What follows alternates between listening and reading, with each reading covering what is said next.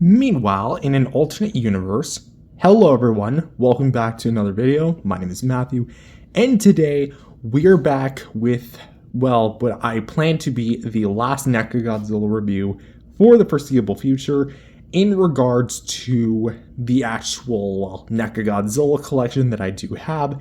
I decided to squeeze in one more just because, he is his own figure, technically under different circumstances, and is supposed to be replicating a different design of Godzilla. So therefore, I feel like he warranted his own video again, and that is going to be the infamous Bootleg Godzilla Evolved from NECA. Well, not really from NECA, it's based off NECA. See, NECA lost the license in 2020, yet here we have almost 4 years later, actually no, dead really serious 4 years later, that some very, very creative Chinese bootlegger would actually go ahead and look at that trailer for the new Empire and use probably the billionth mold of their 2019 NECA molds and repurpose that, give it a new pink paint job, and call it Godzilla Evolved, and sell it out to the market around the release of the movie.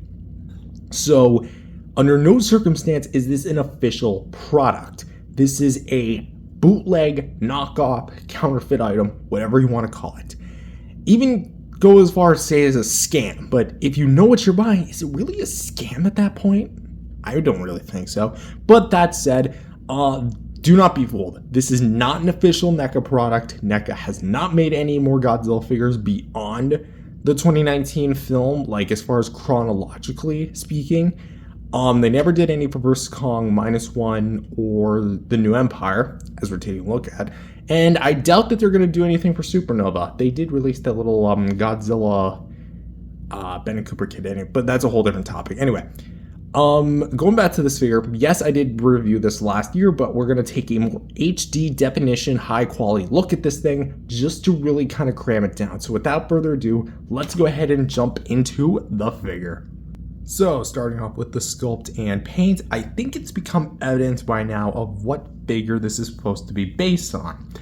And because NECA never technically did a evolved sculpt, because they don't have the license anymore, whoever decided to design this bootleg decided to use the 2019 mold and give it the colors of the Evolved Godzilla, and here you go. The Evolved Godzilla was a lot more skinnier, taller, and leaner in terms of overall design, plus had a lot more spikier features. The 2019 to 2024 design was a lot chunkier and looked more like a traditional Godzilla. That said, when you really clash those two, you get something like this. So, for the face, the sculpt, because it uses the 2019 mold just slightly dialed down, I'll say as far as this, like if you're to put the 2019 sculpt on a dial, you have 10 being the highest detail, 1 being the lowest amount of detail, on par with like a Super 7 figure, and 10 being like the original NECA sculpt. I would say that this goes down to roughly about an 8, because when you constantly scan and reuse molds, you're gonna lose some of the finer details, and that's especially what happened here. For the face, again, the mold itself is actually pretty good, and I do like that most of the detail does return here. We have the ridges on the side, the scales at the front, and cat fur for like the billionth time. A very crooked face, but that's only because of the way it was molded, and actually some pretty nice detailing on the nostrils, top of the head, and of course the sides and the bottom of the jaw. But comes in the paint, and well, that's kind of where all the good stuff about the head ends. Because admittedly, the paint has the right idea. It knows where it's supposed to go, but doesn't really do it that well. See, instead of actually like giving this thing new molded details for the face, they actually just painted 3 lines across his brow and 1 line across his head, so it almost looks like he's an Avatar character. And I mean the Nickelodeon series, not the one with the, I think James Cameron directed? I think so. Anyways, yeah, so pink lines going all the way to the back. That's supposed to be like the little spiky bits on his face. That's what it's supposed to resemble. The nose actually has a bit of metallic wash, which is actually pretty cool. The eyes are going to be pure pink with white dots over top of them, which I think are supposed to be his pupils because they are not filling the whole eyeball correctly, but they're kind of pointing forward. So I actually think that's them glowing, but we all know that bootleggers do a good job at that, don't they? The teeth mold, they did take a dive. The top teeth are still present. I'll be a little less blunt as usual, and the bottom teeth are just almost non-existent. Like, just look at that. And as far as the mouth goes, it's all one color. It's all the same pink, and because of how thick of a paint it is, plus combined with the fact that it loses a bit of the detail from the original, it looks very smoothened out. I'm trying to see if I can actually capture that bottom. There we go. A little bit more. So yeah, you can kind of see that. Is that a crack in the paint? Or is that just the bottom? No, that's actually a crack in the paint. Okay. Let's go to the top here. Yeah, so there's a bit of scuffage in mine. I think that's honestly for me, but still doesn't change the fact of like how overall crummy of a paint job it is. So there is that. Next we have the gills, which, I mean, hey, they tried, you know, they tried painting it as far as like making it look like it's glowing like in the trailer, but obviously it doesn't really look the best. In fact, they're not even aligned properly, which, come on, bootleggers, you had one job. I mean, this is a bootleg, so you're getting what you pay for. You should know what's coming. For the actual, like, details and whatnot, again, the metallic dry brush is actually the thing I do like about this. It does make a return here for the front, and then you do get, like, that pink spray towards the back, which does kind of cake in a lot of the details, but again, you do get a lot of the nice ridges and scales and whatnot. For the we're going to just talk about the chest. Again, the metallic wash is on full effect here, giving it a very nice, almost crisp detail. This almost looks like something you'd find on a legit figure. I'm actually that serious. Maybe a bit more better than like the controlling department of what side is painted, what side's not. But the whole like side of this arm is entirely caked in that very nice dry brushing, and I do like that a lot. And maybe got a little too much cakeage right there, but that's okay. This side definitely got a bit less, I would say, but definitely has a lot of the nice spray and like all the little segmenting of the scales here. Again, I'll be saying like you can see right there the rendering of it just doesn't look as crisp as the original one does. So there is all that. You get a little bit like pink splotches here and there for the sides. It's going to be kind of like a combo of the pink and the what is it, the silver? I don't know, I struggle to say silver, but yeah, basically this is Barbenheimer the figure, but as you can see, the pink does kind of like transition into the gray, which again, I know that's kind of unintentional because this whole thing is like a spray, but it does look very nice. But speaking of the dorsal plates, they're going to have the same mold as the KOTM fins. I mean, of course, this whole thing does have the same mold, but is also going to be entirely caked in pink. And like I've said in my previous review of this guy, I mentioned that this thing looks like a pastry. I still stand by that. This thing honestly just looks like ice cream or something, just caked on your NECA Godzilla. But that said, the mold does carry out here, and it does look very nice. And color-wise, it does look a bit fun, you know. It's definitely got that bright, bubbly appeal, if you want to consider that an appeal. But at the same time, the white also does kind of, it does kind of wash it a bit. Like, it kind of tries to add a bit of more detail work, a bit more definition, but kind of bites him in the butt because of how inconsistent it is. Because this dorsal plate's got a bit, this one doesn't really, and then you got this one, which has like a whole hodgepodge of it, and then this side of the dorsal plate didn't even really get that much pink.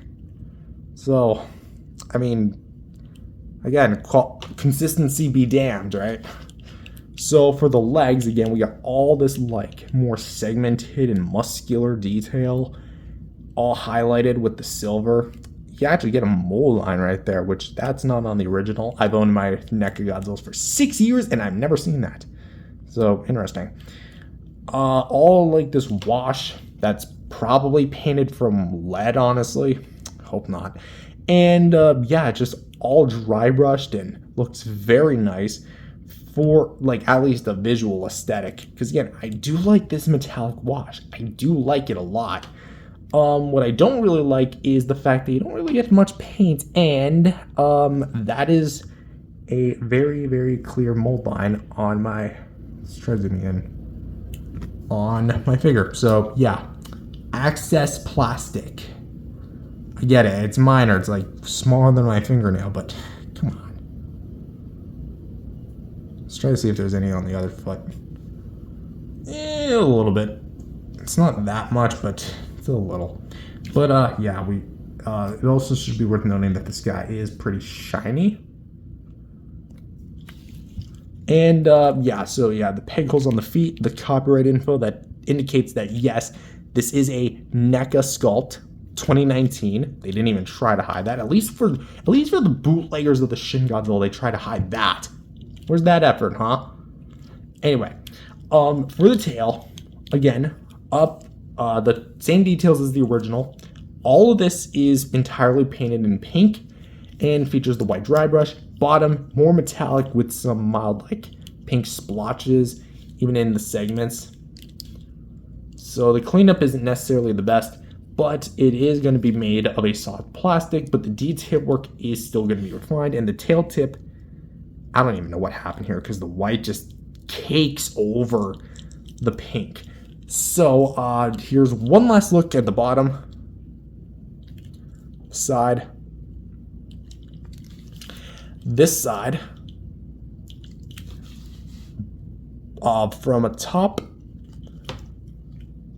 back, and the front. So for the sculpt and paint, again, because it uses a pre-existing figure mold, it does kind of cheat a bit. But for that figure mold, it's done pretty well. I like the NECA Godzilla 2019 sculpt already, so to actually see it return is pretty well done. It does have a bit of negatives when it comes to like the actual quality and the execution of the sculpt because of how much detail got lost. And the fact that the paint job is, well, to put it simply, aside from the silver, it's kind of pathetic, honestly. It's not the best at all. It's actually pretty bad, but I can respect them for at least putting it in the correct areas. It doesn't put pink where it's not supposed to go and make it look like a completely garbage design. Even though, again, this is the wrong Godzilla design. It's supposed to be a lot skinnier than this. But this was probably just pumped out last minute for the sake of making a quick buck. But that said, how do I rate this, really? Like, with the current... You know, I got it. For the sculpt, we're actually going to break this apart a bit. For the sculpt, I'm going to say 7.5 out of 10. It's a good sculpt. I'll be losing some details from the original, but still pretty good. For the paint, 4 out of 10. Not very good because the pink just looks a little too thick and the white doesn't really help it. But the dry brushing does really elevate this figure where it can go a bit more beyond than just a bootleg. You know, that's really all this is. So its sculpt is really good. Its paint is not. So that's how I personally rate it. But if I had to personally rate the entire figure as far as sculpt and paint, I'm going to say 6 out of 10. I feel like that's fair because it's a bit in the middle, not the exact middle, but it's a bit in the middle. And its sculpt and dry brush really helps save this thing from being a total disaster. Because, trust me, despite this thing being a bootleg, it's somehow sculpted better than most of Playmates' earlier figures. So there is that. So yes, that's my final score.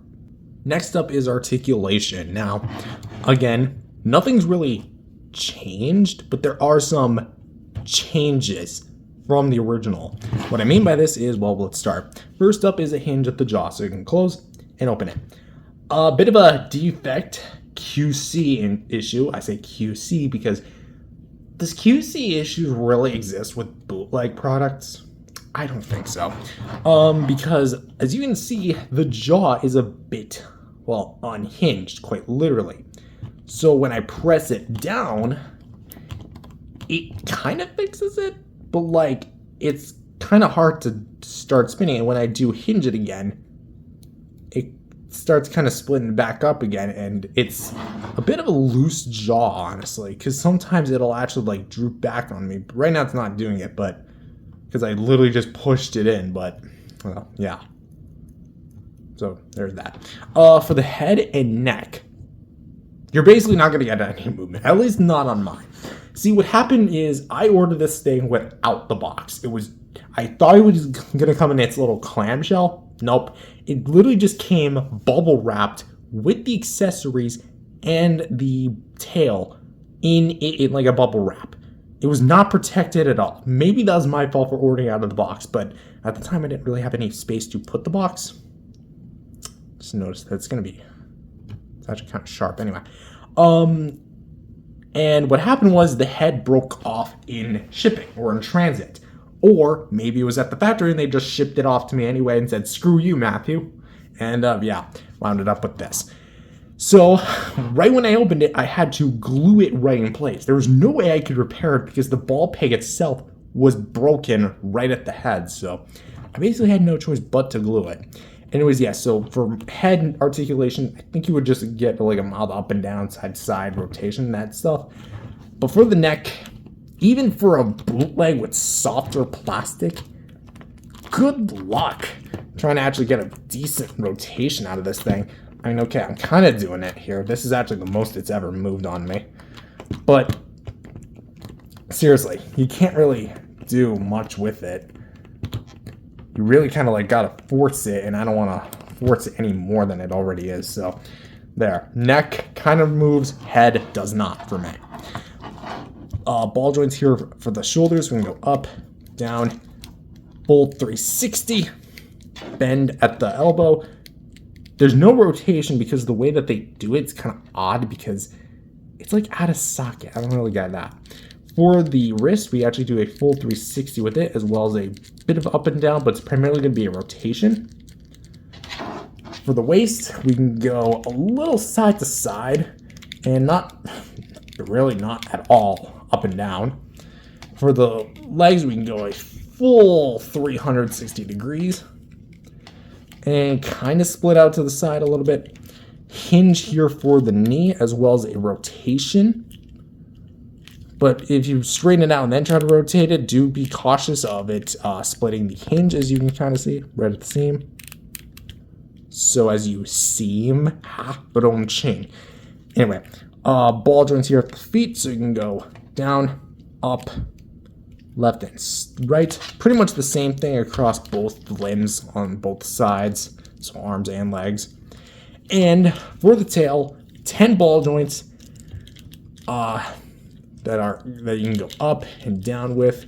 And because, unlike the original, it is going to be made of a more softer plastic, you can actually get a bit more give out of it.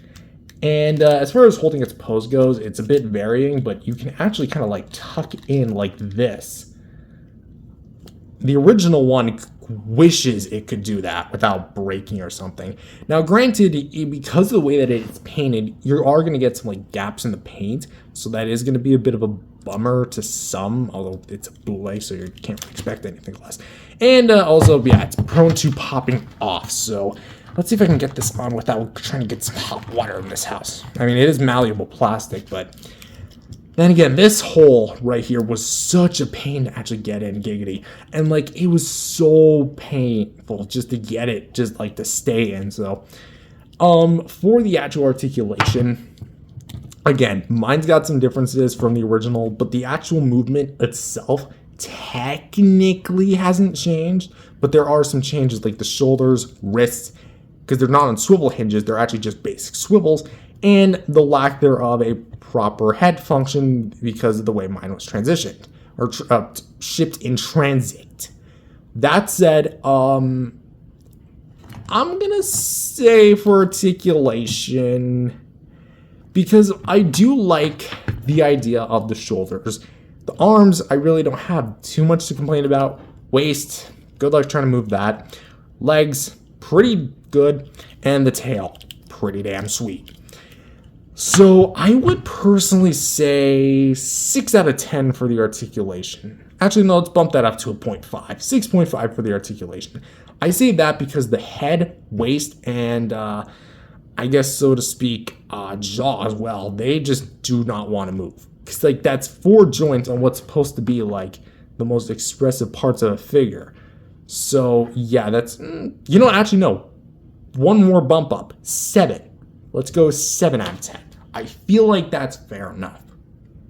For the accessories, because he actually does come with some, believe it or not, he comes with a beam effect and an impact base. Let's talk about that. So first up is going to be the beam effect. And like I made mention in my NECA 2019 comparison with this guy, this is going to be the same mold as the V2 Godzilla beam, just in a pink plastic that's actually a little bit rubbery compared to the other one, which is going to be more hard plastic. Now, if I remember correctly, after seeing some AliExpress listings, they actually do this for the 2019 V2 bootlegs, where it's a bit more thicker blue, but they also are rubberized like this. So there's that. So for the actual sculpt, again, kind of the same thing. Kind of looks like a Q-tip, where it's a bit more kind of standard beam, and then it kind of like spirals a bit more towards the tip. And you have a bit of like a nice spray here and here towards the jaw and towards where you're hitting. Mine unfortunately did come warped, and it probably would have been like this regardless if it was in packaging or not, because bootleggers, y'all need to fix up your packaging. Anyway, now for the impact base. This has changed a bit since we last left off, hasn't it? Yeah, between recording the last one and this one, this whole piece broke off, and I think it's actually still in the process of like actually drying from my super glue, which I finally decided to put to use. Because as you can see, well, there's the super glue. I think that's a little bit moist down there. So yeah, that looks like absolute trenches right there. But essentially, again, it's the same mold. A little bit of a scuff, but that was kind of not my doing. And yeah, it has the same amount of detailing as the original, if not a little less. All the little bits are returning, and of course it's made of a more rubbery plastic, so it is going to be on the more cheaper side. Plus it has the little divot. So to put it together, look for the jaw piece, the little teeth groove right there. That's supposed to be his top jaw, and you just literally stick it in his mouth. Now the best part is this Godzilla, I spoke too soon, can actually hold it well. Yeah, I thought it would actually hold it better. No. So he holds it all right, but you just literally put it in there, and it's kind of there. This is overall what it's supposed to look like. Now, if you notice, that does not match that color. Bootleggers, you had one job. I mean, on the flip side, you do get another beam effect that you can pretty much use for whatever you want. It doesn't just have to be for this specific Godzilla. You could literally use this if you wanted to with Shin, or you could use this maybe with your 56 KOTM beam poster version, I should probably clarify. Or, as better yet, you could give this to Burning Godzilla, which color-wise, it's not exactly right because it's supposed to be a bit more red, even though it technically doesn't even exist. But on the flip side, it's the closest I can currently get. So you can literally take this beam and give it to that one, or you can stick with this one. Very iffy figure at best, but as far as the actual quality of the beam goes, well, the beam and the impact base, yeah, it's pretty crappy. I mean, it took literally not that much effort, because I'm just going to come and say it. I did intentionally break this. I had super glue, so it was like pretty much worth nothing at that point, but I intentionally split it literally as without as restrictive force, and I was able to break it like no problem. So whatever glue they used, pretty pathetic. But on the contrary, yes, that was my own doing, but at the same time, come on, make some better glue. And keep in mind, I use like really strong super glue, so When that's done solidifying, it's going to look great. So with that said, for the actual accessories, quality-wise, no, they're not very good. Functionality-wise, I would actually say that they're a bit on par with the original, which wasn't even that good. So I'll say 5.5 out of 10, personally, for me. So for some brief size reference, here he is with some other Godzilla figures with the NECA official V2, this is the legit one, and the Playmates supercharged Godzilla Evolved from the Ultimate Titan Battle Pack. Now, let's just briefly get this out of the way. I don't think I'm going to be doing another comparison between these two because that one video I feel like still suffices pretty well. And I mean, if you want a general comparison, here you go. Here's the bootleg versus the original. It's intended to be this specific version because not only is it sprayed almost the exact same way, but it also comes with the same accessories, just different colors. Plus, their base coloring is almost nearly the same, being dark charcoal grayish black. So, with that said, as far as like the sheer quality of it goes, NECA absolutely blows the bootleg out of the water. I think the only thing that the Playmates, the bootleg does better than the original is probably going to be the tail articulation, and even then that's like a very mild thing. So putting this guy back and bringing in the Playmates one because well, this is an actual authentic Godzilla figure. This is kind of like what I meant by different designs, a lot skinnier, a lot more bulky. So there's that. And so overall, what do I think of this figure? I'm going to be a bit honest. Taking a more critical look at this thing, yeah, it kind of sucks. The sculpt itself is still pretty good, even though it took a dive from the original. Its paint is pretty much abysmal, but its dry brushing does save it. Its articulation is a bit restrictive, even if it's based on the NECA Godzilla 2019 mold, and its accessories are a bit sloppy. But as a whole package, you're getting quite a bit, because let's assume that this is about $20 to $25. This isn't a bad route. Well, as far as like the quantity of the package, because you get a Godzilla, a beam effect, and an impact base for $25. That's a good deal, even though that deal was well better done in 2019, but you get it. I'm still hurting. I'm still hurting after NECA's loss. That said, this figure quality-wise, again, pretty much sucks, but I kind of like it. Really speaking personally, I kind of find myself returning to this thing every now and then, as you can tell. And I'm kind of happy to include this guy in my collection because, again, while he's not the best, not by a large margin, he's still somewhat fun to really think about. Like, in a way, this is almost like a gateway to an alternate universe where NECA actually kept the license. Granted, I don't think they would have produced something like this. They would have definitely done the whole figure from scratch, slimmed down the proportions, and gave it a new beam effect. That would have been awesome. Like, NECA, please do something official with this license. That said, I think as far as judging this figure on its own, which, by the way, it is worth mentioning that there are multiple versions of this guy, with, like, different splash effects, harder plastic, and different paint jobs. This is the one I own, and it's actually based on the Haya Godzilla, believe it or not. So, technically speaking, this is a Haya Godzilla bootleg. You want to know how I know that? Because it literally has the Haya promotion on the art, and its color matches nearly one-to-one with the promotional images. That said, I really only recommend this for people who just like bootlegs, because with the Haya now officially like being shipped from places like BBTS, or I don't think BBTS is actually, I don't know. I haven't ordered it, but all I just know is that the listings that I've seen are not on pre-order anymore. So I'm assuming that that figure is now in stock. There's really no reason to look at this. There really isn't. It's fun because it's a bootleg of a pre-existing Godzilla that's not even that design. But I'm getting a bit too over myself. This video is over a half hour long at this point, so I'm going to wrap it up by saying Only get this if you want a so bad it's good figure, or you just like goofy bootlegs. So with that said, I'm going to give this thing an overall final rating of 6 out of 10. With that said, thank you guys for watching, and if you enjoyed it, leave a like and subscribe to the channel, and I'll see you guys next time. Peace out, everyone.